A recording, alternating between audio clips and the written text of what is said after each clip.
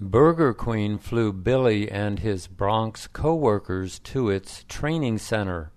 After returning, Billy told his cousin about his trip. Boy, was it great. I made tons of money in overtime. We were in training 12 days straight. We worked almost 16 hours a day. We learned how to make 10 new menu items. You'll see them on the menu next month. Everything was free. I had my own private room in the hotel. The food was fantastic. The hotel had 6 different restaurants. I ate all I could eat 3 times a day. I can't wait to go back there again. Jill asked, "Go back where? Where did you go?" He said, "They said we were in Texas." She asked, "They said? Where in Texas? What city?" He said, "I don't know. I didn't even see a city. All I saw were the hotel and the training center." "We need to lose weight," she said. He said, "What do you mean, we?" She said, "I mean you and me. I'm 20 pounds overweight, and so are you. We have to worry about diabetes, you know. That happens to people who gain weight and don't exercise." He said, "We get plenty of exercise walking around the city. Remember walking up to Central Park last week?" She said, "Yes, but we only do that about once a month." "We should stop eating ice cream, candy, cake, cookies, and cupcakes." He said, "You forgot pie." "Okay, shall we start next month?" She laughed. She said, "Today's only the first day of the month. Let's start tomorrow." He agreed. He put on his shoes. She asked, "Where are you going?" He said, "Where do you think? I'm going shopping. We need to splurge on sweets all night before the suffering starts tomorrow." "What's the weather going to be like?" he asked. She said there was a 20% chance of rain. 20%, he said. Last week they said 20%, and it didn't rain a drop. "I'm not going to take my umbrella. 20% means 0%. She said, "But the week before that they said 20%, and it actually rained all day." He said, "You're right. They're 50% with their 20%. But I hate carrying that umbrella around. Plus, the last time I took the umbrella, I left it at a restaurant." She said, "Put a rubber band around your finger to help you remember the umbrella." He said, "The last time I did that, I forgot to remove it and my finger got all puffy. I could have lost my finger." She said, "Tie a string around your thumb. That'll remind you to remove the rubber band." He bought a 6-pack of an energy drink. He'd never tried it before. The ads promised 4 hours of energy. He drank the little bottle. He waited for the energy to kick in. He needed to cram for a test the next morning. Nothing happened. "I can't wait all night," he thought. He drank another bottle. "This'll give me 8 hours of energy," he thought. That meant he'd be up until 4 a.m. Nothing happened. He drank another bottle. "Now I'll be up till 8 a.m., he thought. But that was no good because the test started at 8 a.m. He drank another bottle. He started studying for the test. He couldn't concentrate. His eyes felt like they were crossing. His head felt like it contained a live electric wire. He couldn't study, and he couldn't sleep. Somehow he managed to pass the test. No more cramming, he promised himself. The cat and the dog were talking. The cat said, "Humans treat us better than you.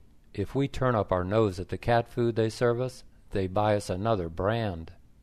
If we're sleepy, we can sleep on the pillows in their bed." The dog said, "But humans take us out for walks. They throw frisbees for us to catch. They put us in their tub and give us baths." The cat said, "They don't take us for walks because there's a litter box in the house. If we want to catch something, we catch birds or mice. They don't give us baths because we clean ourselves. And one more thing, they respect our independence. They don't put a chain on our neck and a leash on the chain." The dog said, "I'd rather have a leash than have their kids pulling my tail all the time." It was a beautiful summer day in New York City. It was a day made for walking. John was standing at an intersection near the Brooklyn Bridge. He had driven over the bridge before, but he had never walked over the bridge. He started walking uphill on the pedestrian path. Many people were walking ahead of him. Many people were also walking toward him. They were coming from the Brooklyn side of the bridge. A bicycle path was next to the pedestrian path. Some pedestrians were walking on the bike path. A bicyclist approached. He rang his bicycle bell. Walkers slowly got out of his way. He kept ringing his bell. John continued walking uphill. A man was standing next to a large ice chest. He was selling bottled water. $1, $1, ice-cold water," he shouted. John wasn't thirsty. He wondered how heavy that ice chest was. The pedestrian path and the bike path gradually rose above the cars. John looked down at the cars. He was walking east toward Brooklyn. The eastbound cars below were moving quickly, but the westbound cars coming into New York City were creeping along. There was a traffic jam. John was walking faster than those cars were moving. He was happy to be walking east instead of driving west. A nice breeze made his walk pleasant. He walked past people taking pictures. They were taking pictures of the bridge. They were taking pictures of the East River. They were taking pictures of buildings. They were taking pictures of one another. A woman asked John to take a picture of her and her boyfriend. Or was he her husband? He took their picture. They thanked him. He continued walking uphill. An old man was sitting next to the handrail. He was drawing the bridge. Next to the man were about 30 drawings. They were clipped to the fence beneath the handrail. There were drawings of bridges and buildings. There were drawings of people's faces. All the drawings were black and white. John thought they were beautiful. He couldn't believe the price. Each drawing was only $10. They were all about 8 inches by 11 inches. "These are so beautiful," he told the man. The man was sitting on a folding chair. There was another folding chair next to him. "Thank you," he said. "I from Russia. English no good." John said, "But your art is very good." "Sit, sit," the man said. You." The man pointed at John with his pen. He pointed at the empty chair. "You want to draw me?" John asked. "Sit, sit," the man said. John said he didn't have time. Maybe he would stop on the way back. The man looked at John. "Sit, sit," he repeated. John smiled. He waved goodbye to the man. "Maybe I should buy a few drawings on my way back," he thought. "Maybe that old man will be famous some day. Maybe my drawings will be worth millions." He could see the Statue of Liberty. It looked so small. There were many ships and boats on the river. Some boats were full of tourists. They were going to the Statue of Liberty. They were circling Manhattan Island. John reached the first of the 2 towers. He looked up. It said 1875 on the tower. Vendors were selling T-shirts, CDs, food and drinks. People were taking pictures and reading plaques. John admired the tower. He admired the view. Half an hour later, he started walking toward the 2nd tower. What a pleasant time he was having. What a pleasant time everyone was having. Bill's laptop stopped working. He looked in the phone book under computer repair. He called a repair place near his apartment. Byron answered the phone. Bill said, "My laptop has crashed. Can you retrieve the files? If so, how much will it cost?" Byron said, "I charge $125 an hour.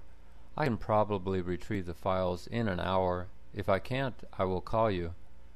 The conversation lasted a few more minutes. Bill was impressed. Byron was very polite. He seemed friendly. He seemed trustworthy. A little later, Bill took his computer to Byron's office. Byron's wife was his secretary. She was very friendly. All 3 talked about Bill's computer, the weather, the Yankees, and the good old days.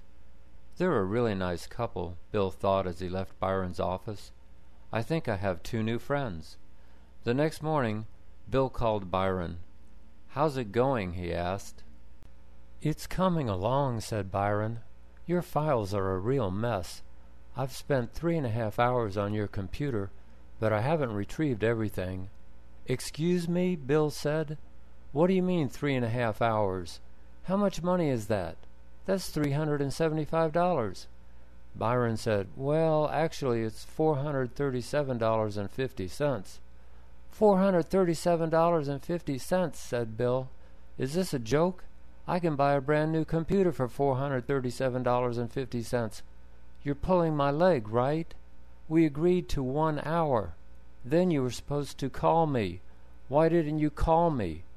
"It was late at night," Byron said. "I didn't want to wake you. Look, it sounds like you're upset. I'll take you off the clock right now. I'll retrieve all your files, but just charge you for the first 3.5 hours. I still have about 2 hours to go. You'll be getting those 2 hours for free. That'll save you $250. How's that for a deal?" The couple stood in line at Bellevue Hospital. They were on the 4th floor. They were first in line. 3 workers sat behind the main desk. One of them, a slim woman, said, "Step down." Doug and Sandra looked at each other. Step down? There was no step. The floor was completely flat. The only steps were in the stairwell beside the elevator. The woman repeated herself. She looked right at them. They pointed to themselves. She nodded. They stepped forward. "Did you say step down?" Doug asked. She nodded. Sandra gave her a piece of paper. "There are no steps," Doug said.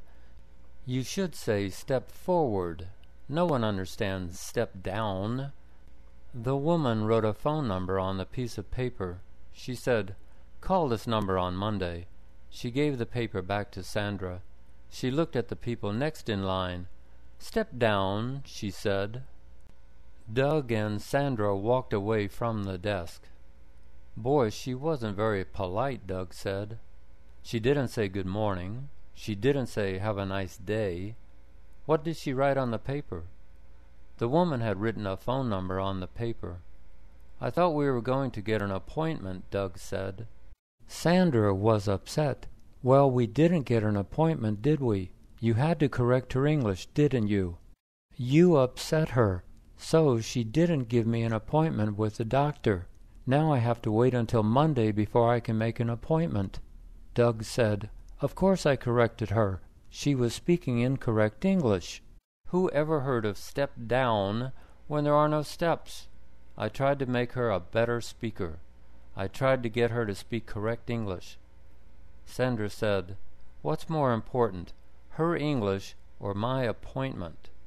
He was standing on the busy sidewalk. He was looking straight up. They were building a high-rise at 32nd Street and 6th Avenue.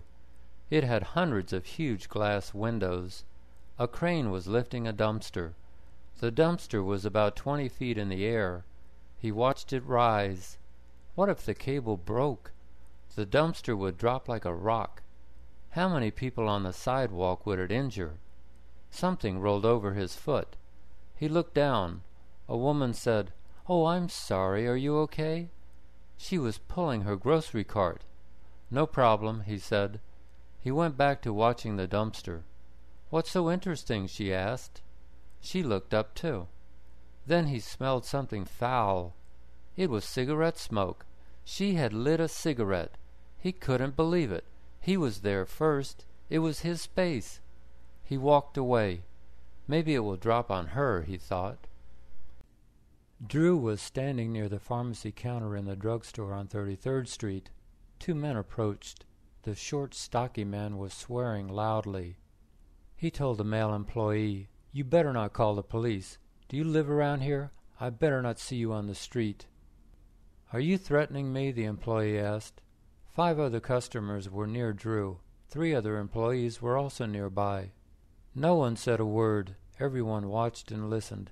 "I didn't steal nothing. You call the cops and I'll fight every one of them. You think I won't?" the young man said. "Sign here, please," the employee said. The man signed a form. He broke the pen in 2. He said, "You're a punk," and walked away. That was a violent guy, Drew thought. He might have attacked the employee. Why didn't I call the police, he wondered. Why did I just stand here? Sam had lost his new teaching job. His supervisor had told him, "I'm sorry. When we don't get enough new students, I have to lay off the newest teachers." But Sam was the only new teacher who'd been laid off. All the other new teachers were still working. Why him, he wondered. Was it something I said or did? Something I didn't say or do? He asked his wife. His wife asked, "Were you the last teacher hired?" He said he wasn't. "Are you the oldest new teacher?" she asked. "Oh, yeah," he said. "I'm much older than the others." She said, "That's why." He looked at her. "Don't you see?" she said. "You're too old." He told her that people can be too old for many jobs, but not for teaching jobs. "Some of the best teachers are old teachers," he said. His wife said, "Not at that school." Jennifer Lopez was appearing at Macy's. A live band was playing outside Macy's.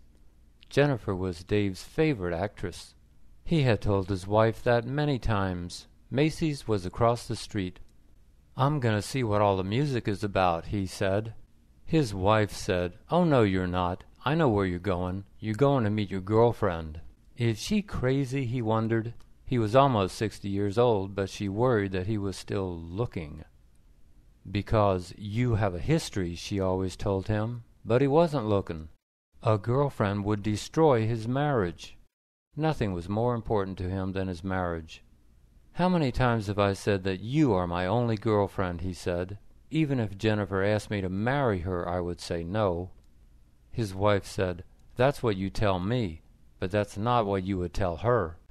Linda's apartment intercom buzzed. She picked up the intercom phone. "Hello," she said.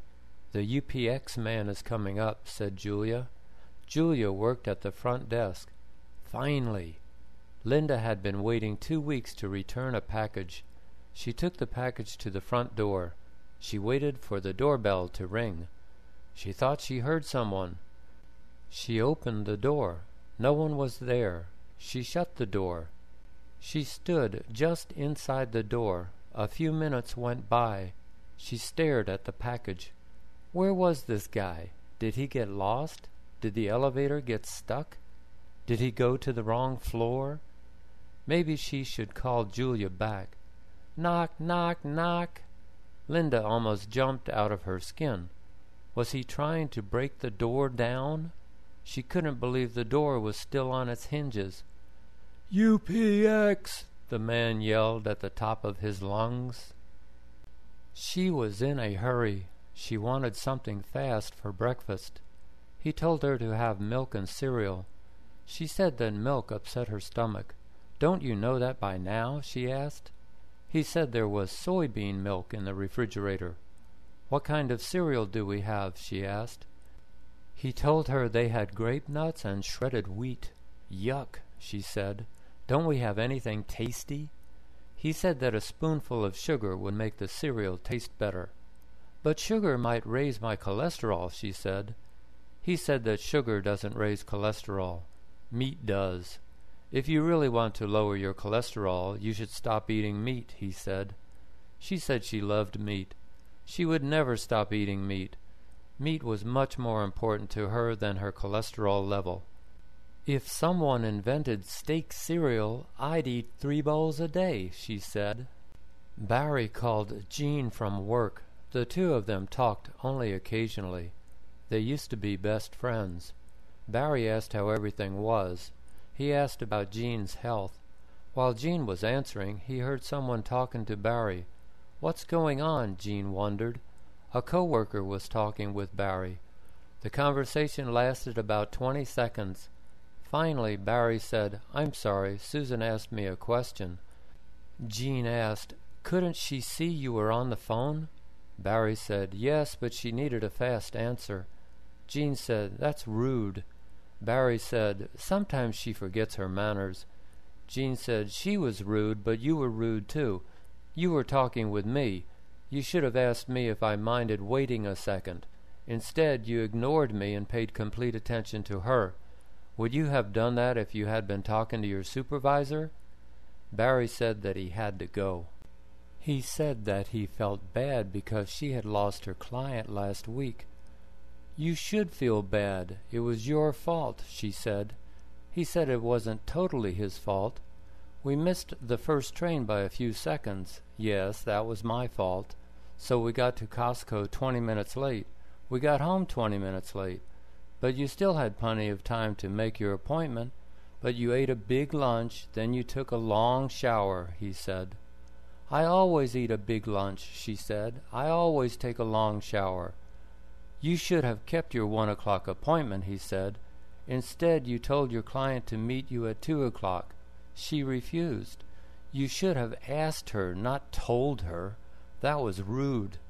She said, "You knew I had a 1 o'clock appointment, but you made us late. That was rude." It was time for her yearly checkup and teeth cleaning. The dentist examined her gums and teeth. He said that she had a lot of plaque and tartar. He recommended a deep cleaning. She asked what that was. He said that it would take 2 visits. He would clean her top teeth first. He would clean her bottom teeth second. Each visit would take 2 hours. "How much will it cost?" she asked. "It will cost 4 times as much as a regular cleaning," he said. "I can't," she said. "I don't have the time or the money." He tried to convince her to get the deep cleaning. She refused. He turned cold. He silently gave her the regular cleaning. But he did it fast, and it hurt. "He taught me a good lesson," she told her husband. "What lesson?" he asked. "He taught me to find another dentist," she said. Do you sleep alone? Or do you just think you sleep alone? Maybe your bed is not just your bed. Bed bugs are taking over the USA. The little pests are about the size of an apple seed. Many big cities have them. The Big Apple has them. They are in hotels, they are in theaters, they are in department stores, they are in apartment buildings. Their favorite place in an apartment is the bedroom. Their favorite place in a bedroom is the mattress. At night they crawl out of the mattress. They suck blood out of whoever is sleeping on their mattress. Many victims have red bite marks on their skin the next day. The red marks are ugly. Worse, they usually itch like crazy. Researchers are trying to develop a magic chemical that will kill only bed bugs. Meanwhile, people need to keep their eyes open, especially while they're asleep. She told him to stop picking at his ear. He said he wasn't picking at his ear. He was pulling hairs out of his ear. "You look ridiculous," she said. "You look like you have a mental problem." He said he did have a mental problem. The hairs in his ears were driving him crazy. "They grow like weeds on steroids," he said. "Do what my brother does. Shave your ears," she said. He said that was ridiculous. Nobody shaves their ears. "Nobody. I just told you my brother does," she said. "Don't knock it till you try it." He decided to try it. He went into the bathroom. He put shaving cream on both ears. He grabbed his razor. His wife walked in. She started laughing. "What are you doing?" she asked. "I'm shaving my ears," he said. "Not with a regular razor," she said. "Use an electric shaver." "Mommy, look at my papers," said Sandra. "My teacher wrote me a note." Her mom looked at the paper. It was a math test. At the top it said, 50%, you're such a loser. Her mom screamed. She said, "Did Mr. Brown write this note? How dare he? I'm calling your school right now." She went into the living room. Sandra heard her mom yelling on the phone. A little later, she came back into the kitchen. "Don't pay attention to that note, honey. Just because you fail a test doesn't make you a loser. You're a winner, honey. You're the best little girl in all the world. Don't worry about your score. Your daddy and I got 50% on many tests in school. We're not losers, and neither are you. But you know who is a loser? Mr. Brown is a loser, because he's going to lose his job." Toyota was in the national news. It was recalling 1 million cars. It wanted to check all their brakes. Jack was driving his new Toyota. He dialed 911. "Help! My brakes don't work," he said. He told the dispatcher where he was. The dispatcher called the highway patrol. A highway patrolman pulled in front of Jack's car. He slowed down until Jack's front bumper touched his rear bumper. He carefully braked. Both cars slowly stopped. Jack got out of his car. He hugged the patrolman. A TV news helicopter was filming everything. Jack was on the national TV news. "It was terrible," he said. "I almost died. Of course, I'm going to sue Toyota." Toyota examined Jack's car. It said nothing was wrong with the brakes. A newspaper reported that Jack was $700,000 in debt. He had missed his last 2 car payments. "Something's fishy here," said the newspaper reporter. He took the number 1 train to Columbia University. He explored the campus. There were many sculptures. The sculpture at Green Hall was massive. The sculpture was about 10 yards high and wide. It sat on top of the entranceway roof. The roof was about 12 feet high. The top of the sculpture was higher than the 4th floor of the building. But what was it a sculpture of? He wasn't sure. He could see 4 legs and a horse's head. The horse's mouth was wide open. He could see a hand next to the horse's head. But where were an arm and a body? He could see other stuff that he did not recognize. So it was a horse and a human, maybe. If the artist wanted people to wonder, he had done a good job. A plaque might explain this thing. He looked, but he couldn't find one. He went to the visitors' center in the nearby library. He spoke to a young woman. "I can't figure that sculpture out. What is it a sculpture of?" he asked. "You're not the first person to ask about that sculpture." "It's called Bellerophon Taming Pegasus," she said. "It's a man wrestling a winged horse." He said, "Oh, so there is a man in there. I couldn't find him. All I saw was a hand." She said, "He's under the horse. You have to look really hard. I think the wings confuse people too." He agreed. "You're right. I didn't even know they were wings. Also, the horse's head looks like it's attached to its stomach. The whole thing confused me. I'm going to go back and look at it again."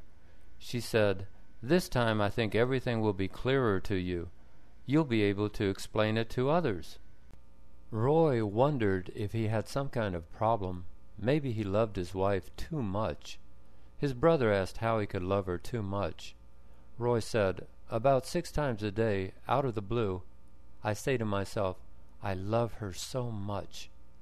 Frank said that did sound a bit much. "Do you ever do that?" Roy asked. Frank said he used to, just after his wedding. "But that wasn't 6 times a day. And I can't remember the last time those words just popped into my head," he said. "Do you ever say you love her?" Roy said that he told his wife he loved her at least twice a day. "How long have you 2 been married?" Frank asked. Roy said 16 years. "You've been thinking and saying that every day for 16 years?" Frank asked. "I'll bet she doesn't think you have a problem." She called up the cable company. The cable representative asked how he could help her. She said she didn't have a picture. The TV screen was black, except for 2 words in big white letters, "Please wait." She said, "Please wait for what? What am I waiting for? I've been waiting for 30 minutes. I'm still waiting." He said that the TV was trying to fix itself. "Can't it fix itself any faster?" she asked. He said he could help her fix it faster. "Unplug your cable box," he said. She did. "Now plug it back in," he said. She did. Moments later, she said, "It works! My TV works!" That was too easy. So why did my TV screen say, "Please wait"? Why didn't it say, "Unplug your cable box and plug it back in"? Thank you. Now I know what to do next time. I certainly won't wait." She brought home a salad and a large pizza. She put them on the table. Her husband asked if he could join her. She was surprised, but she said of course. They started eating. "This is delicious," he said. He was wolfing the pizza down. "Sometimes I don't understand you. You're such a germaphobe," she said. "You know that some restaurant workers don't bother to wash their hands after using the bathroom. Some don't wash their hands after they pick their nose. A worker might have used his dirty hands to make this food. Or he might have used his dirty plastic gloves. He might have sneezed on the cheese. He might have coughed on the carrots. He might have picked the pepperoni off the floor. You are eating all those germs. Don't you care?" He said, "Of course I care. But sometimes I don't when it smells so good." They had 4 children and 6 grandchildren. Someone was knocking loudly at their front door. It was almost midnight. "Oh dear, it's them again," she said. "How many times have they come here? They come late at night. They go from room to room. They never find anything. They never apologize." Her husband went to the front door. "Come in, officers," he said. "Feel free to search our house again. Good luck finding drugs." An officer said, "Sit down at the dining table with your wife, sir." The officers searched the house. They left the house. "We should call the police," she said. "But they are the police," he said. "I mean some other police," she said. "What other police?" he asked. "They're the only police we've got." "I know. Let's call the TV news. The police don't like to be embarrassed on TV. I'll call WPIX first thing tomorrow." It was 8 a.m. Larry was running late. Had he done everything? He had brushed his teeth. He had brushed his tongue. He had gargled with mouthwash. He rushed out of his apartment. He took the M16 bus to 23rd Street. The bus was crowded. A young woman pressed against a window to avoid a fat man who was standing too close to her. Larry got off the bus and walked to the NYU Dental Center. He went to patient admissions. He filled out the forms and paid $95. He went upstairs with his student dentist. She was a pretty girl from India. He asked what her first language was.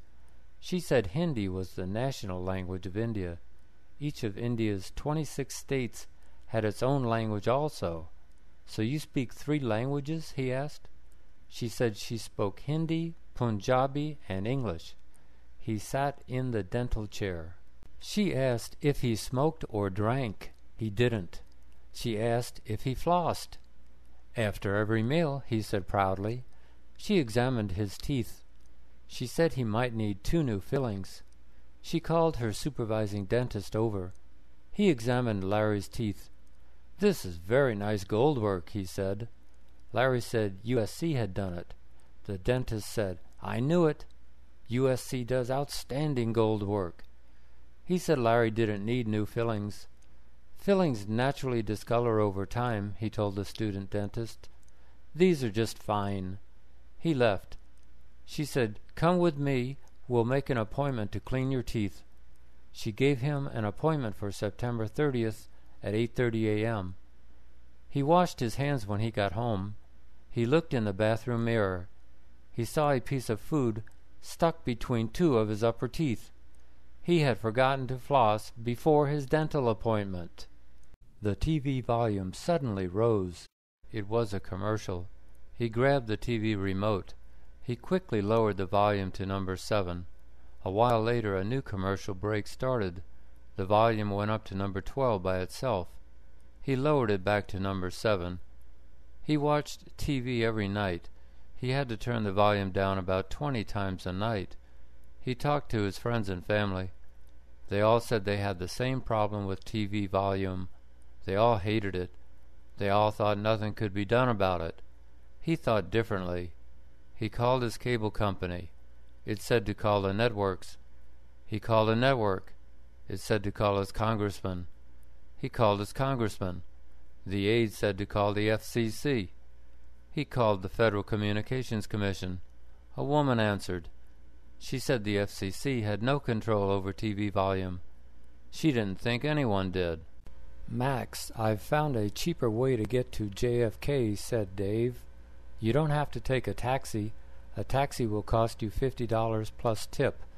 You can take the LIRR for only $6. It's only 20 minutes. You'll be there before you know it." Max was visiting New York City from Germany. "What's the LIRR?" he asked. Dave said it was the Long Island Railroad. He said all Max had to do was take the train from Penn Station to Jamaica Station. He could then transfer to the air train. It would take him to his terminal. The air train was only $5. Max liked that idea. "That saves me about $40, he said. "Plus the tip," Dave added. Dave escorted Max to Penn Station. Max bought a ticket to Jamaica Station. The train was on track 13. It was scheduled to leave in just 1 minute. They ran through the crowd. They ran down the stairs to track 13. They were 5 feet from the train's door. The door closed. The train left the station. "So close," Max said. They went back upstairs. They looked at the schedule. Another train was leaving in a few minutes. They ran downstairs to track 14. Max jumped on board. "I was too fast for them this time," he said, laughing. Dave reminded him to get off at Jamaica Station. They said goodbye. The train left the station. Max emailed Dave a few days later. "I made a big mistake," he wrote. "I didn't realize how fast the train was. Somehow I missed Jamaica Station. It was the first stop. I got off at the next stop. I had to take a taxi to get to JFK. It cost me $45 plus tip. But at least I didn't miss my flight." A UPL driver rang the doorbell. "I'm here to pick up your package," he said. "What package?" she asked. "I don't have a package." "A package for Target," he said. "Oh," she said, "the package for Target. Someone from UPL came by last week. He picked up the package. He took it with him. It's gone. Target probably has it by now." He said, "I'm sorry, I didn't know that." The next morning her phone rang. It was a recording from UPL. "UPL will pick up your package today," the recording said. She called up UPL. "I don't have a package anymore," she told the representative. "UPL already picked it up." The representative apologized. "I will cancel today's pickup," he said. She sighed. "When I had the package, they didn't come," she thought. "When I no longer have the package, they come." That afternoon, her doorbell rang. It was UPL. The Staten Island train ride was about an hour. There were about 20 stops. The view for most of the ride was trees and houses. The train finally arrived at Tottenville, the last stop. Tom said to Jerry, "Let's explore this town." A young woman spoke up. "Don't bother," she said. "There's nothing to see, nothing to do." Jerry asked, "There's nothing in the whole town?" She said, "What whole town? There isn't even a whole town." Jerry laughed. "I'll bet you grew up here," he said. She nodded and got off the train.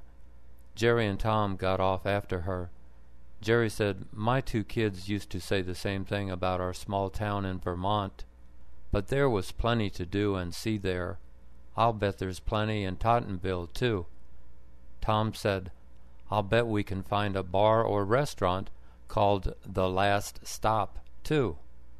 He was at the Staples checkout counter. A red and white plastic button was on the counter. It was about 5 inches in diameter. On top of its plastic dome was the word Easy. He asked the clerk, "What's this?" She said, "That's the Easy button."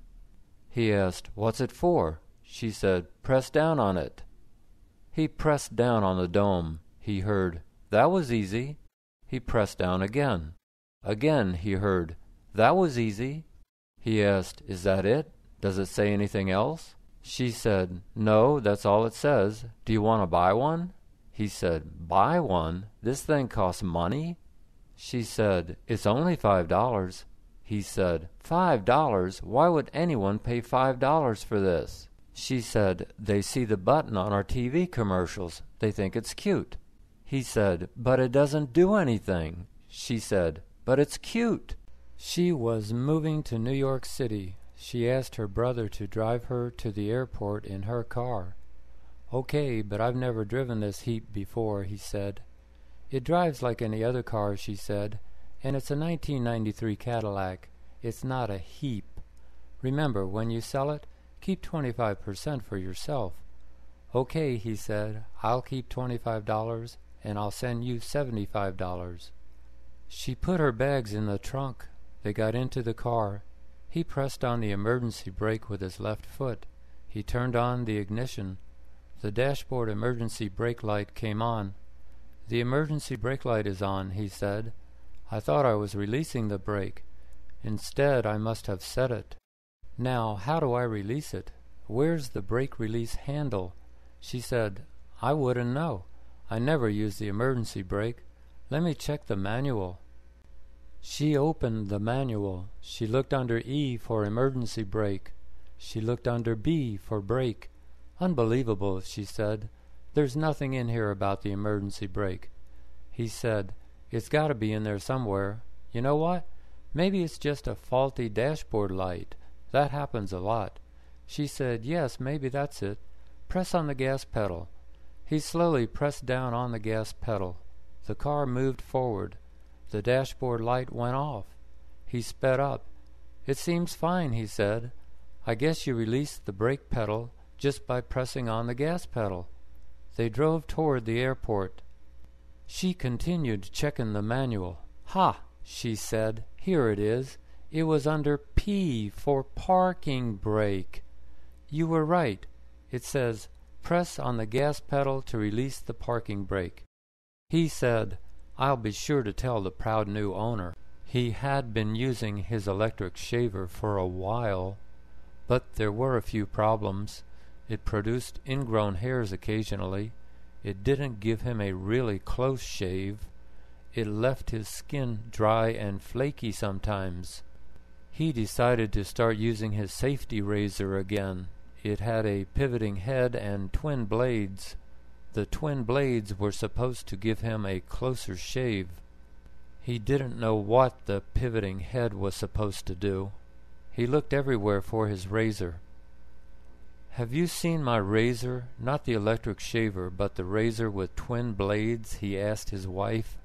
She said, no, I haven't seen it. If you were more organized, you'd know where it was. You can't ever find anything. Maybe it just skated away somewhere. He said, skated away? How could a razor skate away? She said, easy. It would skate away on its twin blades. The island had many trees and animals. One day, many people in small boats came to live on the island. They went into the woods. They hunted the animals. They killed many animals the first 6 months. Maybe we are killing too many animals, said Jacob. The others laughed. Do you see the stars that shine tonight? There are more animals than there are stars, Abraham said. But every year they had to hunt a longer time than the year before. Every year they saw fewer animals. Every year, Jacob said, maybe we are killing too many animals. Every year, Abraham said, there are more animals than there are stars. They have learned how to hide from us. They know we want to eat them. One day they returned from hunting. They had hunted for a week. They had killed just one animal. We must find another island, said Abraham. He asked his wife what size pants she wore. I don't know, Annie said. I bought all my pants in China. Sizes are different in America. They went downtown to Century 21. They took the escalator to the 3rd floor. She asked a worker where women's dress pants were. They're at the far end of the store, the worker said. Annie told the worker she didn't know what size pants she wore. Let me look at you. You look like a petite, said the worker. Go to the petite section. You'll find something there that fits you." Annie thanked her. "Let's go," she said to her husband. He was smiling. "What's so funny?" she asked. "Have you seen your bottom lately?" he asked. "I think that woman was being polite. Maybe we should look for the not-so-petite section." Annie said, "Maybe you should look for the sofa tonight." He looked at his bank statement for January. How much interest had his savings account earned? There was $1,036 in his savings account. The account had earned all of 11 cents interest in January. He told his wife. She laughed. "That's almost 3 cents a week," she said. "By December you'll have enough interest to buy a small cup of coffee." He said that his money wasn't growing at all. "But your money's safe," she said. "You won't lose it. You won't get rich either. Rich people make money by risking money. You'll never get rich if you play it safe." He said she was right. "I'm tired of playing it safe. I'm going to buy gold. Gold prices doubled in the last 4 years. My $1,000 will become $2,000. We'll be rich." She laughed. "Rich? $2,000 is hardly rich," she said. He said, "Compared to 11 cents, it is." "I will never pass this U.S. history test," he said. "Why not?" his wife asked. "You passed the last test." He said, "This one is different. On the last test there were paragraphs to read.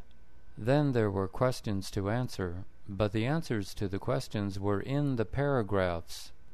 You could find or figure out the answers by rereading the paragraphs. This test has only questions, no paragraphs. For example, what year was the Constitution signed? I will get 4 choices. I must know that the answer is 1787. She asked, "So how will you learn all the answers?" "I have to study books on U.S. history," he said. "I have to remember the important facts in 2 or 3 different books." "Ha," she said, "you can't even remember the author's name after you read one book." "I know," he said. "That's why I'll never pass this test." "Take a look at my new snow globe. The Empire State Building is inside. It was on sale," said Marvin. Of course it was on sale, Janice thought. Her dad rarely bought anything that wasn't on sale. "Where is it?" she asked. He said it was on the bookshelf. She was surprised. She thought there was no room on any of the bookshelves. "There wasn't," Marvin said. "I think there are about 50 other globes on the bookshelves. I had to take some books off that shelf." Janice said, "Maybe it's time you stopped buying globes." But Marvin liked snow globes. "Besides, they'll make nice memories for you. You'll have something to remember me by," Marvin said. "They're junk, Daddy," she said. "I don't want them. I'm just going to throw them all out." Marvin said, "Well, that's what you say now. But you'll change your mind after I'm gone." "We must spend less money on pools this summer," the mayor said. "The city won't open 4 of 20 pools. It will shorten the swim season by 2 weeks. It will shorten daily pool hours. It will close pools on Mondays and Tuesdays. It will reduce the number of lifeguards. It will reduce the amount of water in the pools by 50%. Everyone knows that a half-full pool is better than an empty pool," said the mayor. "It will remove all of the diving boards. That way nobody will get hurt diving into a half-full pool," said the mayor. "It will shorten the bathroom hours. Pools will be open from 11 to 6. Bathrooms will be open from 12 to 4. "People will have to hold it when the bathrooms are closed," said the mayor. "Nobody better pee in the pool. Our lifeguards wear sunglasses that detect yellow water." They decided to knock off her mom. But how would they do it? They didn't have a gun. A knife was too bloody. A baseball bat might work. But all of these were murders. They might go to jail. It had to be an accident. Then they wouldn't go to jail. What kind of accident? drowning in the bathtub, falling down the stairs. They decided on a fire. They would burn the house down. They waited until her mom was asleep. They lit a candle. They put the candle next to the living room drapes. The drapes caught on fire. They ran out of the house. A neighbor smelled smoke. The firemen came. They rescued her mom. Later, a policeman questioned the girl. She admitted they had set the fire. "Why?" the policeman asked. "Mom wouldn't let me date Jason anymore," she said. She was 12. Her boyfriend was 15. They got on the crowded subway train. They sat down on the plastic seat. They sat next to a man. He was an old man. He was talking. He was talking to himself. He looked at them. He raised his voice. "You're not smart," he said. "Did you hear me? Did you hear what I said? You think you're so smart." He smelled of alcohol. He was holding something. It was in a small paper bag. "Let's move," Natalie whispered. Adrian agreed. They got up. They walked about 20 feet away. They found another seat. "This is better," she said. "He smelled bad." Adrian nodded. "Oh, no," she said. "What's wrong?" Adrian asked. "I think he's coming our way," she said. The man was walking toward them. He sat down across from them. "See? You're not smart," he said. "You think you're so smart, but I found you, didn't I?" Karen and Barney walked into the pastry store. They looked at the delicious pastries. They picked 2 that they liked. "Would you like something to drink?" asked the clerk. "Give us 2 large coffees," said Barney. He paid $9 for the cakes and drinks. He put 2 quarters into the tip jar. Karen looked at him. They sat down at a nearby table. "That's it?" she asked. "What's it?" he asked. 2 quarters is it? She asked. "Yes," he said. "Isn't that okay?" She said, "2 quarters is not a tip. It's not even 10%. He said, "I know it isn't much, but it's better than nothing." She looked at him. It wasn't a look of love. He took $1 out of his wallet. He dropped the $1 into the tip jar. He returned to the table. "Don't you feel better now?" she asked. "Much better," Barney said. It was Ray's first visit to the store. It was on a busy street in Chinatown. The vegetables looked fresh. The store also sold fruit, meat, and fresh fish. It sold different kinds of noodles. It was a small store, but it looked clean. An employee smiled at him and said hello. If the prices were right, he might start shopping here regularly. He grabbed a handful of plastic bags. He put different vegetables into each bag. He grabbed some red grapes for his wife. He put the bags on the counter next to the cashier. He told her he would be back. He grabbed a package of noodles. He put sweet potatoes and cucumbers into separate bags. He went back to the counter. There were now about 10 bags on the counter. The cashier asked if he was ready. He said he was. She started ringing up the items. Ray watched as the total price increased on the cashier's computer screen. He decided to buy more grapes. He walked over to the fruit section. He filled a bag with grapes. He returned to the cashier. She rang up the grapes. The grand total was $35. That was much more than he had expected. He paid her. She gave him his receipt. He took the N train and his groceries home. Once home, he put his groceries away. Then he looked at his receipt. Each item had a name, price, and weight. One item had no name and no weight. That one item cost $13.10. What was it? He'd bought nothing that cost $13.10. He thought back. A man had been in line right behind him. He had placed an item on the counter. Had the cashier accidentally rung up that item with Ray's groceries? If so, where was it? It was her 47th birthday. "I'm 50 years old," she said. Her husband said no, she wasn't. She was only 47. She was still a young pup. "I'm not a young pup, and I'm not a spring chicken," she said. "Okay," he said, "but you're also not 50. She said 47 might as well be 50. What was the difference? People look at me and they think I'm 50. Nobody says, "Oh, you don't look a day over 47." He told her that time goes by fast enough. She didn't need to make it go faster. She still had 3 years of her 40s to enjoy. He gave her a birthday card. She opened it. The card read, "Happy 50th birthday." "What's this?" she asked. "I thought you said that I was only 47. He said, "I looked all over for a happy 47th birthday card. They don't make them." "You lied," she said. "I just read that seniors must be 65 or over.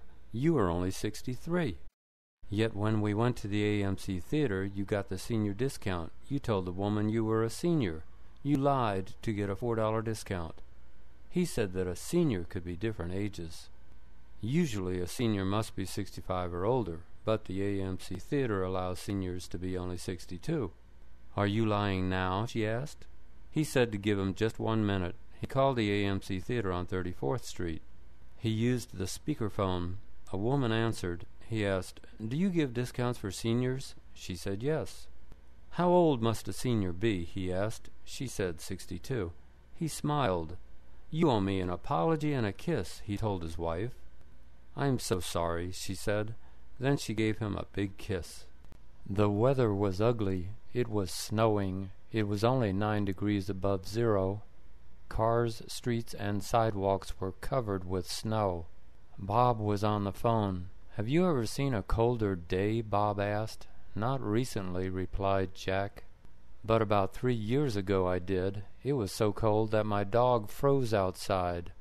I had let it out back to do its business. Then I went back inside my house. My mom called. Her heater was not working. She was freezing. I went over to her house. I fixed her heater. I went home. Then I remembered my dog. I went to the back door. I opened it. My little dog was on the porch. It wasn't moving. I brought it inside. It was ice cold. I wrapped it in a blanket. I breathed into its mouth and pumped its little chest, but it was too late." The apartment doorbell rang. 2 men were there to clean out the kitchen and bathroom vents. Lou invited them in. One man took a ladder into the bathroom. The other man took a ladder into the kitchen. They removed the vent grills from high on each wall. They stuck a vacuum hose into the vents and sucked out the dirt. One man washed both vent grills in the kitchen sink. The men replaced the grills. Lou was talking to the man in the kitchen. He forgot about the man in the bathroom. The man in the kitchen finished. He took his ladder outside. The other man appeared. He also carried his ladder out. They both said goodbye. Lou went back to the bathroom. Why was the door closed, he wondered. He opened the door. He looked at the toilet. The seat was up. Had that guy peed in his bathroom? Her stomach was killing her. Whenever she was stressed out, the stress went straight to her stomach. "How bad is it?" he asked. "It's almost as bad as childbirth," she said. "It's 9 on a scale of 10. She squeezed her eyes shut for a moment. Her stomach was bloated. He gave her a stomach massage. He gave her a lower back massage. Her stomach still hurt. She stood up. She walked around. She groaned over and over. She said, 'I'm hurting,' over and over. He stood by. There was nothing he could do. They had gone to doctors before. They always said the same thing, gas. They recommended gas relief tablets. Sometimes the tablets worked and sometimes they didn't. She took 2 tablets. Almost an hour later, she blasted out a huge fart. He laughed. She smiled. Most of the pain was gone. "I feel much better," she said. "Stop pulling out your eyebrow hair," his wife said. "In China, that's bad luck. It's bad luck for the man. It's bad luck for his wife and family." He said he wasn't Chinese. He said he didn't live in China. He hated bushy eyebrows. "Hair must be controlled," he said. "Hair is like weeds. It needs to be pulled out or cut back occasionally. Do you want to see hair growing out of my nose? Do you want to see hair growing out of my ears? She agreed that nose hair and ear hair weren't pretty, but she loved bushy eyebrows. They meant that a man would have a long life. They made a man attractive. She asked him not to pull his eyebrow hair out any more. He groaned. "Let me think about it," he said. She said, "Don't think about it, just do it. For us." He groaned again. A storm dumped 20 inches of snow on New York City. Kids loved the snow. Commuters hated it, especially commuters who drove cars. Snowplows pushed the snow off main city streets, but they pushed the snow up against parked cars. Elton's car was on a street in Brooklyn. A snowplow had pushed a huge pile of snow against the side of his car. He grabbed his snow shovel. He started digging his car out. He put the snow back into the street. A cop drove by. He told Elton that it was illegal to put snow into the street. He said it was a $100 fine. Elton said, "I need to get to work. Where else can I put this snow? Where else can my neighbors put it? Are they going to fine all of us?" The cop drove off. Elton continued to put the snow back into the street. He told his wife that he was going to Chinatown. He was going to buy a bag of rice. She said to wait until next week. The streets and sidewalks were still icy. He said he would be careful. She frowned. He said he would be back in an hour. She frowned again. Chinatown's streets and sidewalks were indeed icy, but he didn't slip or fall. He finished his shopping. He took the R train home. His wife was still upset. She said he was lucky he hadn't fallen. She had been worried the whole time he was gone. "Why don't you listen to me?" she asked. "Why do you always make me worry?" He said, "I got you something nice from Chinatown." She said she didn't want anything nice from Chinatown. He gave her a package of fresh-cooked squab. Her frown disappeared. "I'll forgive you this time," she said. Ada was lonely. She wanted a baby. She went to a hospital. She stole a baby. She called her baby Norma. When she got older, Norma asked, "Where is my daddy?" Ada said that Daddy had died. Norma asked, "What did Daddy look like?" Ada showed Norma a picture of Daddy. Norma asked, "Why don't I look like you or Daddy?" Ada said that she didn't know. Norma thought something was fishy. She thought she was a missing child. She did a lot of research. She made a lot of phone calls. She found out who her real parents were. She called them up. They couldn't believe it. Their little girl had found them after 20 years. They were so happy. Ada apologized to them. She was sorry she had stolen their baby. Norma's parents didn't accept Ada's apology. They said Ada should go to jail for a long time. KF was selling a family bucket for only $12. The ads were on TV. Josh went to a KF on Broadway. A big sign in the window said Family Bucket $12. 8 pieces of chicken, coleslaw, and mashed potatoes. Josh went inside. He ordered the family bucket. The worker said, "We're not KF." She said to go to the rear. Josh didn't understand. "We sell Nathan's hot dogs," she said. "KF is back there." He walked to the back of the big room. There was only one KF register open, but there was only one person in front of him. This shouldn't take long, Josh thought. 5 minutes later, that person's order got filled. Josh told the worker that he wanted the family bucket. She said that would be $26. He said no, it was only $12. "It's all over TV," he said. "It's all over your front window." The worker had no idea what Josh was talking about. He walked back outside to check the sign in the window. Yes, it said Family Pack $12. He walked back inside. He waited for the person in front of him to get her order filled. Then he told the worker about the sign again. She called the manager over. He said yes, there was a family pack for $12. Relieved, Josh ordered it. The manager asked whether he wanted extra crispy, original, or grilled chicken. Josh didn't know which one his wife preferred. He ordered a mix of all three. Then he changed his mind. His wife was a health nut. He said grilled. The worker filled a big bag with all the food. Josh went home. His wife asked him what took so long. She didn't wait for his answer. "I hope you got the original chicken," she said. His knee was killing him. Whenever he walked, it felt like a knife was going into his knee. He called Bellevue Hospital. A woman answered. He said he wanted to get an appointment with a knee doctor. "Do you have a referral?" she asked. He said no. "Then you'll have to see a regular doctor first," she said.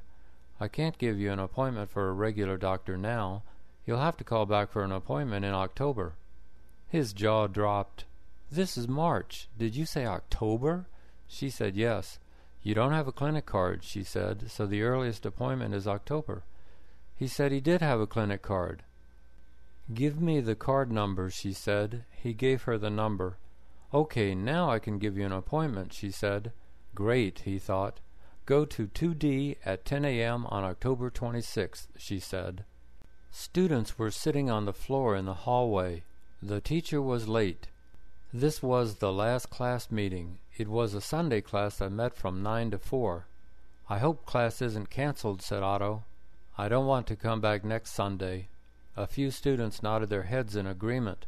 James said, "I asked downstairs if anyone has a key to our classroom, but no one does." Students talked to each other or read while they waited. The teacher arrived 45 minutes late. He unlocked the classroom door. Everyone went in. "Did you know there's a big half marathon today?" the teacher asked. "I didn't. Why wasn't it on the news last night or this morning? I apologize. If I had known, I would have just taken the subway.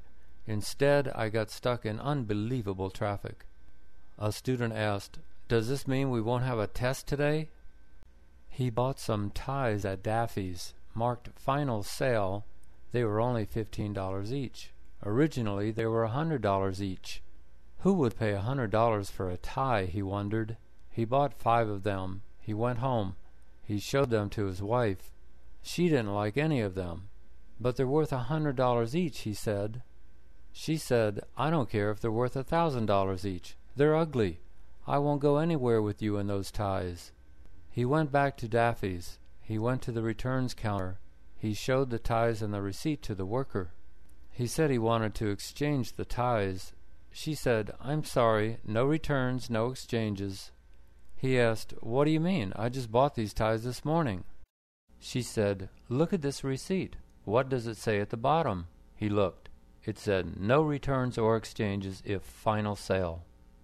It was 4 p.m. The final class had just ended. Some students were saying goodbye to one another. Some students were exchanging emails with one another. Some students were talking about where to go for dinner. There was a lot of talking and laughing. Sonny was putting his book and notebook into his briefcase. He was not talking to anyone. No one was talking to him. All of these people really seemed to like each other, he thought. They all seemed to have made new friends in class. How did they make friends so easily? He hadn't made any new friends. He hadn't even made a new acquaintance. He picked up his briefcase. He walked out of the classroom. He walked over to the elevators. He pushed the elevator button. He took the elevator from the 17th floor down to the 1st floor. He had the elevator all to himself. Roger's job requires him to take pictures of apartment interiors. A wide-angle lens is best for taking these pictures. Roger bought a new camera with a wide-angle lens. He took the camera home. He read the manual. The manual said nothing about how to set up the wide angle. He went back to the camera shop. He asked a worker how to set up the camera for wide angle. The worker showed him. He said, "Go to function, set the camera on S. S is wide angle. It also uses fewer pixels, so you can put your pictures online quickly." Roger went to 4 apartments. He took 43 pictures. He uploaded them to his office computer. Not a single picture was wide angle. Roger asked a coworker for help. "Why is it on S? S stands for small," she said. "You have to set the camera on W. W for wide. It's so obvious. In his final years, he rarely talked to anyone. As a boy, he had talked to everyone. He was curious about everything. He asked everyone questions about everything. As he got older, he began to notice something. People didn't answer his questions as often as they used to. Sometimes people didn't answer his questions at all. Many times they answered his question with their own questions. Who knows? Who cares? Are you writing a book? So he gradually stopped asking questions of people. Then he gradually stopped talking to people. After he died, his brother collected his belongings, including his computer. One of his computer files was his journal. It was over 4,500 pages long. The first sentences were, "Why bother talking? People are just too busy to listen. I write because my computer accepts my every word. It never ignores me, it never patronizes me, it never interrupts me." He was out of money and out of work. He needed money for food and rent. Where could he turn? No bank would lend him money. No relatives could lend him money. There was only one person who could help him. He called an ex-girlfriend. "Hi, this is Earl," he said. She asked, "Earl who?" He said, "Earl, your ex-boyfriend, Earl." She said, "I knew that. Why are you calling me after all these years? You'd better not be calling me to borrow money." He said, "Honey, I'm totally broke. I'm desperate. You're the only person who can help me." She said, "Don't call me honey. I'm not your honey, and I'm not here to help you, money-wise or otherwise. A few years ago I was, but you dumped me. You didn't need me then. I don't need you or your problems now. Good luck helping yourself." She hung up. It is the future. People have eaten most of the animals and fish. The oceans contain little more than salt. Most pets have been eaten. The tired soil produces few fruits, vegetables, and grains. People worldwide have been dying of hunger. Researchers finally created a food pill. Its ingredients include carbon dioxide, hydrogen, hemp, and soy. They activate the pill with lasers. Each activated pill not only contains all the essential nutrients, calories, and fiber, but it makes people feel full. They swallow one pill daily. It has no taste. People hate it. The Earth Food Network president said, "This pill is better than nothing. It saves lives. Everyone knows that we are eating too much of everything, but everyone continued to eat. If we let all the animals and plants reproduce naturally for another 1,000 years or so, they'll come back. Then we can all eat real food again." She went to Central Park to catch dinner. She caught a big frog. She was about to put it into a bag. The frog said, "What are you doing?" She said, "I was planning on cooking and eating you, but since you can talk, maybe I should put you on TV. The frog said, "I don't want to be on TV. I'm a magic frog. I'll grant you one wish if you release me." She said, "One wish? Okay, I wish to live forever." "Done," said the frog. The next day she got hit by a truck. She was completely paralyzed. Moreover, she was locked in. She could do only two things, blink and think. She wished she could die. She lived 80 years blinking and thinking. Then her wish came true. The hospital pulled the plug on her. "We can't afford to keep her alive anymore," apologized an administrator. "On Parallel Earth, everyone knows who the good guys are. Everyone knows who the bad guys are. On Parallel Earth, everyone has two colored halos over his head. Newborns have two blank halos. As people grow older, they do and say good things and bad things. The more good things they do, the more one halo fills with the color green. The more bad things they do, the more the other halo fills with the color red. People cannot hide their true colors. Their colorful halos tell all. Mary Lou's halos were green and blank." Marvin asked, "Why don't you have any red in your other halo? Haven't you ever done or said anything bad?" Mary Lou said, "Of course I have. One time I borrowed a pencil from my best friend. I forgot to return it. She had to remind me the next day." Marvin asked, "That's what you consider bad?" Their waiter brought their meal. They dug in. "This is spicy," Jerry said. He drank half his glass of water. Another waiter came by. He quickly reached across the table. He picked up Jerry's glass. He refilled it and put it back down. Jerry shook his head. "What's the matter?" Deb asked. Jerry said, "Did you see that?" He reached all the way across the table. His hairy arm was above our food. Hair, sweat, and germs could have fallen into our food. He picked up my glass by the rim. He reached over our food again to put my glass back down. Now my glass has 5 filthy fingerprints on it. "Who's going to drink out of that glass? You couldn't pay me to drink out of it." She said, "But this food's spicy. You need water." She called a waiter over. She asked if they sold bottled water. He shook the squeeze bottle of mustard. The lift top opened up. Did any mustard come out? He looked on the floor. He didn't see any mustard. He looked on the countertop. He didn't see any mustard. He squeezed mustard onto his 2 hot dogs. The next day he was in the kitchen again. He was standing in front of the microwave. He dropped a spoon on the floor. He picked it up. He noticed something.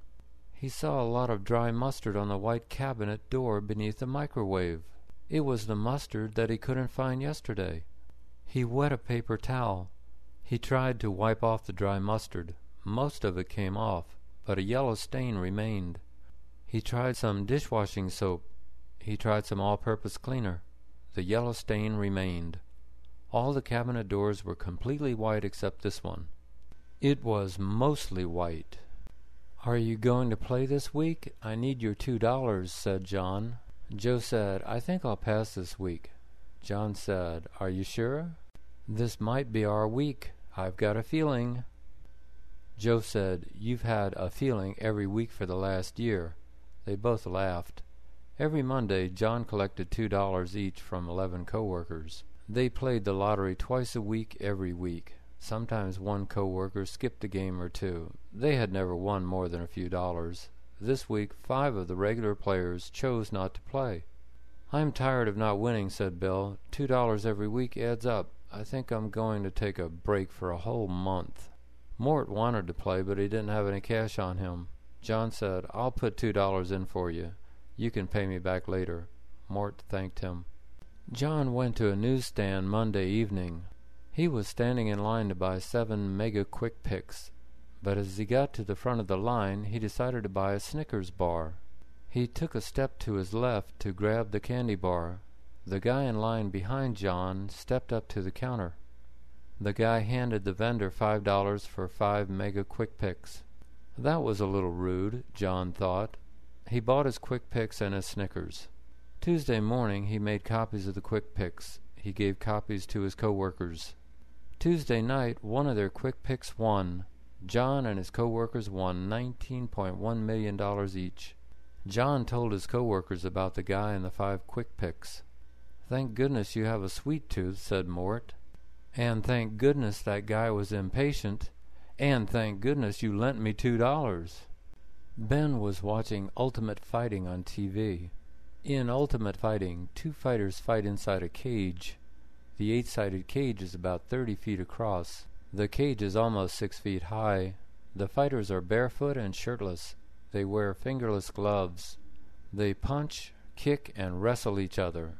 Fighters get 1 minute to rest between each 5-minute round. The fights are non-stop action. Sometimes blood is everywhere. Ben's wife walked into the room. "What are you watching?" she asked. He told her. She watched it for a minute. "Why are you watching this? This is so stupid," she said. "What is the point? I would never let anyone in our family do this. They could get injured for life. How can this be on TV? Who watches stuff like this? Do you really like this? I thought I knew you. You are so weird. Maybe we should get a divorce." "Where's my jacket? Who stole my jacket? Security!" she shouted. Some people in the pharmacy waiting room turned their heads. "Didn't anyone see anything?" she asked. Nobody spoke. A security guard appeared. He asked her what was wrong. She said she had gone to the ladies' room. She had left her jacket on the chair.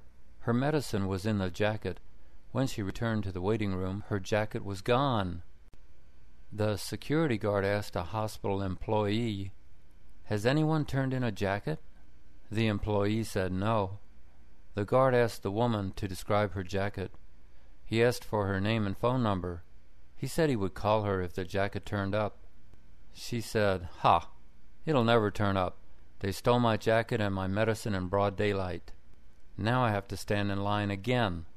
Why don't they have security cameras in here?" It was a $1.5 million apartment on the west side. An agent was showing the apartment to a tall man and his wife. Luke and Jenna walked into the apartment. They were also looking. The master bedroom was small. This was the smallest two-bedroom apartment they had seen. Yet it was the most expensive. The agent asked, "Well, what do you think?" Jenna said, "Well, the bedrooms are a little small." The agent said, "I'm sorry, I was asking them." The tall man said, "Yeah, who are you?" Luke said, "She's my wife. She's looking at this apartment just like you are. Who are you?" The tall man said, "Who am I? Who are you?" Luke said, "I'm her husband. Who are you to ask who am I? Or who is she? She can't have an opinion about this apartment? It's too small and too much. Go ahead, buy it." The jury's summons said to report at 8:45 a.m. to 111 Center Street. The courthouse was only a block from Chinatown. Russ joined the long line of people standing outside. The line moved slowly into the courthouse. Everyone went through the security check. Russ took the elevator to room 1121. It was a big room. It had more than 100 comfortable padded chairs. The room filled up.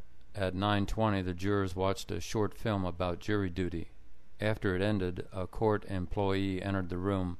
She welcomed everyone and gave a brief speech. She asked if anyone had questions. Many people did. She told a young father who was carrying his baby in his arms, "You have a beautiful baby, sir, but you can't bring your baby to jury duty." Another man said he was confused. "Sir, it's very simple. Can you serve today and tomorrow?" she asked. "I believe so, but I don't think so," he said. She said, "You're telling me two different things. Go to 60 Center Street, room 139, please." Another man was also confused.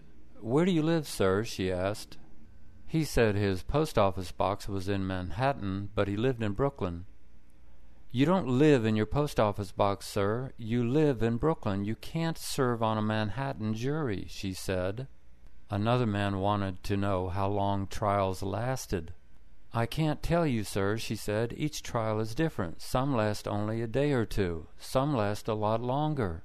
When she finished with all the questions, she told everyone, "If you don't get selected for a jury today or tomorrow, you can go home tomorrow afternoon. Your jury service will be over." Many jurors murmured in approval. A few even clapped and cheered. Lynn is a Manhattan real estate agent.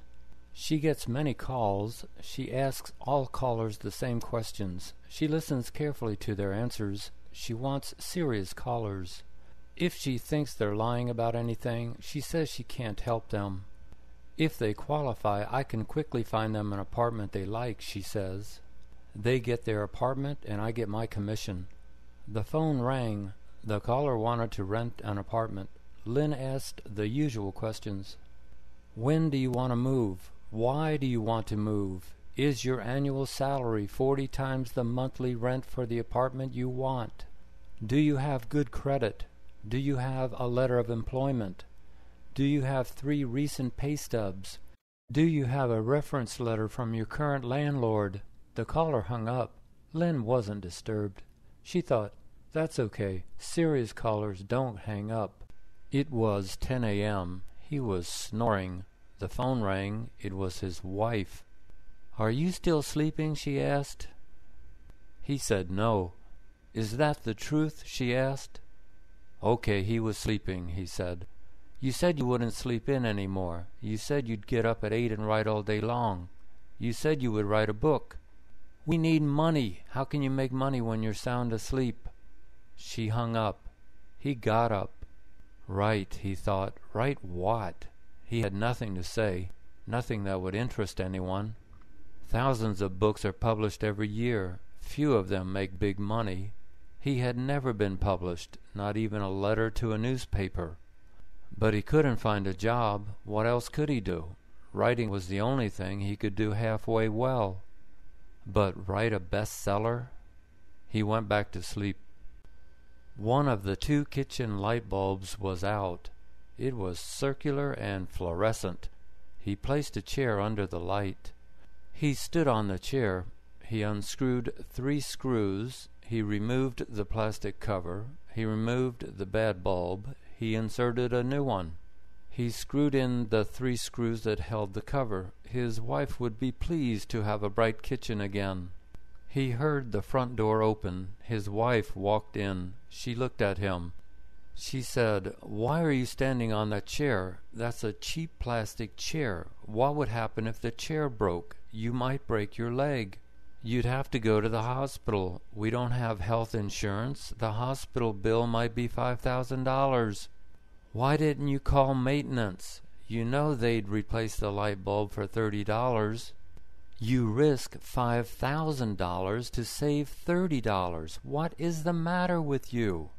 Bert's dad had lost his marriage certificate. He had lost it 40 years ago, but he had never needed it. Now he needed it. He called Bert. "Can you pick up a copy of my marriage certificate?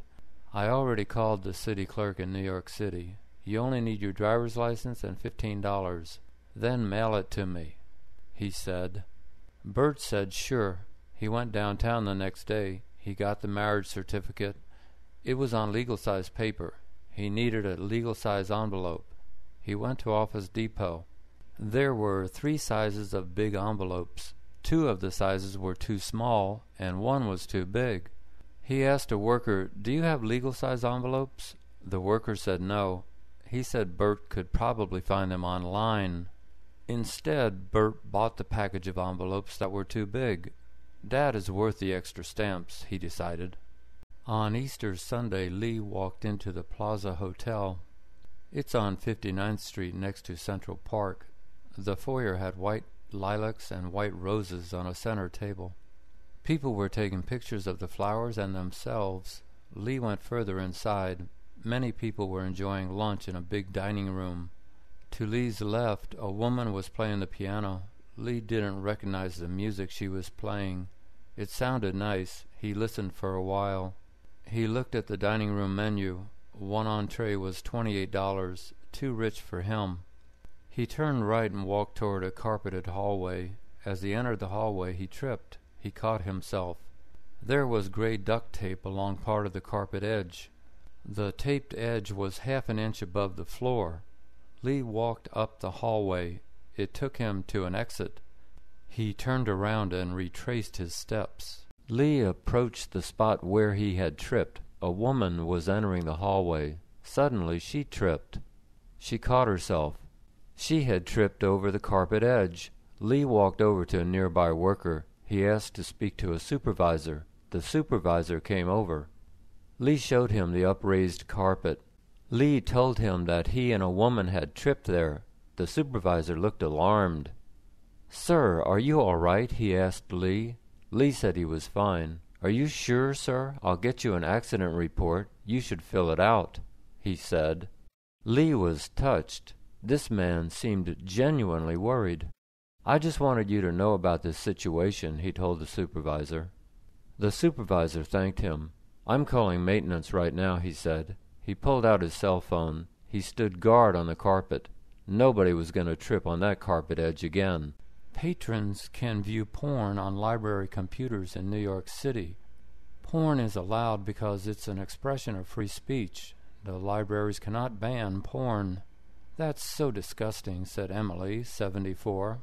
"They say it's free speech, but there should be limits to free speech. They should draw the line at porn in the library. A library is for reading and thinking. It's for improving your mind. It's not a place for gawking at naked people. It's not a place for peeping toms and other perverts. There are kids in a library. These kids are our future. We must not corrupt them. We must protect them from filth. I'm never going to use a library computer again. Who knows what filthy man was touching the keyboard? Men can be so disgusting. Well, most men. My husband, bless his soul, was never interested in porn. He only had eyes for me. Superman flew to a driving range in his Superman outfit. He talked to Arnie, the golf instructor. Arnie said, "Sure, I'll be happy to teach you how to play golf, Superman." Arnie filled a bucket with golf balls. He told Superman to follow him. He gave Superman a 7-iron. He showed Superman how to grip the club. "The correct grip feels uncomfortable at first," he told Superman. Superman said, "No, it feels fine. Let me hit a few balls." Arnie said, "Sure." He put a golf ball on the grass. Superman hit the golf ball with the 7-iron. Whack! Arnie's ears hurt. The golf ball took off like a rocket. Then it burst into flames. Then it disappeared. All that remained was black smoke. Arnie told Superman to hit another ball. Superman said, "Sure." The same thing happened again. Now there were 2 little clouds of black smoke. "Are these balls defective?" Superman asked. Arnie shook his head. "Look around. Look at all these golfers hitting balls," Arnie said. "Do you see any balls bursting into flames?" "No, it isn't defective balls, Superman. It's you. You're too powerful." Superman asked, "Well, what can I do? I like hitting golf balls. It's fun." "Do they make steel golf balls? Maybe they won't burst into flames." Arnie said, "No. Even if they did make steel golf balls, they'd probably melt once you hit them." "I'm sorry. Golf isn't a game for a Superman. It's a game for ordinary men." Superman frowned. He thanked Arnie for his help. Then he flew away. The next day, an ordinary-looking man appeared at the driving range. He was wearing glasses and a nice suit. "Hi," the man said to Arnie. "Can you teach me how to play golf? My name is Kent, Clark Kent." Shy had gotten angry. He had said something mean to his supervisor. Many people say mean things to their supervisors. Most of them do not get fired, but Shy had gotten fired. "Exactly what did you say to your supervisor?" the lawyer asked. "I told her to kiss my ass," Shy said. "What's so bad about that?" Shy had worked for the company for many years. "She thinks I have an attitude problem," Shy said. "She's been there for 5 years. I've been there for 25 years. She's half my age. She's my supervisor. I should be her supervisor. Who wouldn't have an attitude problem?" The lawyer said Shy had a good case. He'd had good evaluations for 25 years. They couldn't fire him for just one remark. They could fire him only if he had a history of bad remarks. He said he'd be happy to take Shy's case. Friday's royal wedding is all over the news. It's on every news channel in America. The handsome prince will marry the beautiful princess. He is so lucky. She is so lucky. Visitors to the United Kingdom this week will spend about $1.5 billion. The UK is so lucky. TV reporters in America talk about the wedding every day. The reporters are excited. They think the viewers are excited. Herman, 69, lives in Brooklyn. "I'm not excited," said Herman. "2 Brits are getting married in London. I should care because they're part of the royal family? Let's see these TV reporters get excited about local news that matters. They're closing the senior center for good next month. They had to cut something from the city budget, so they cut our senior center. Why haven't they reported that on the TV news? I'll tell you why. We seniors just aren't sexy enough." He couldn't find work. His wife found work. She works for a real estate company. She goes to work every day. She borrows keys to vacant apartments. She takes pictures of apartments. She shows apartments to clients. She walks up and down stairs. She walks up and down city blocks. She puts up with the weather. She puts up with the heat, the cold, the rain, and the snow. She makes appointments for clients. She calls and emails clients. She returns calls and emails from clients. She asks clients why and when they want to move.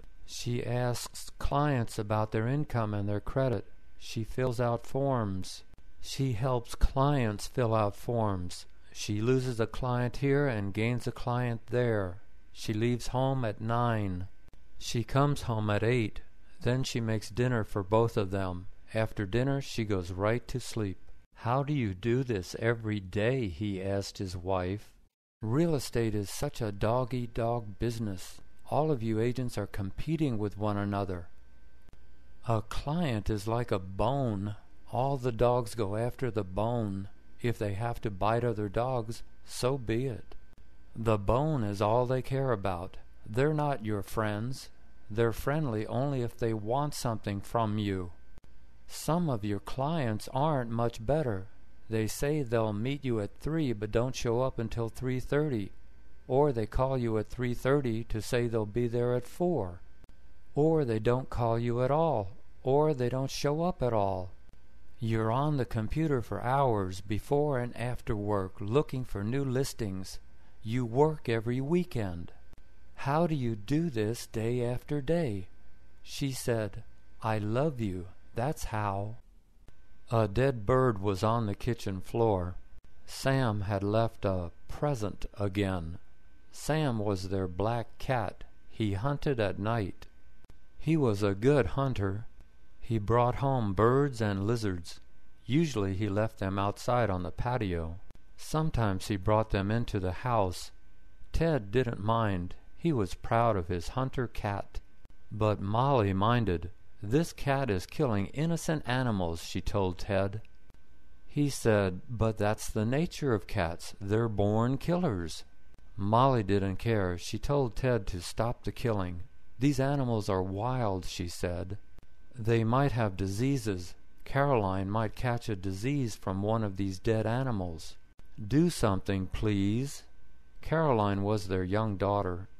Ted didn't want to lock Sam in the house at night. That would be cruel. There was only one thing to do. Ted tied a bell around Sam's neck.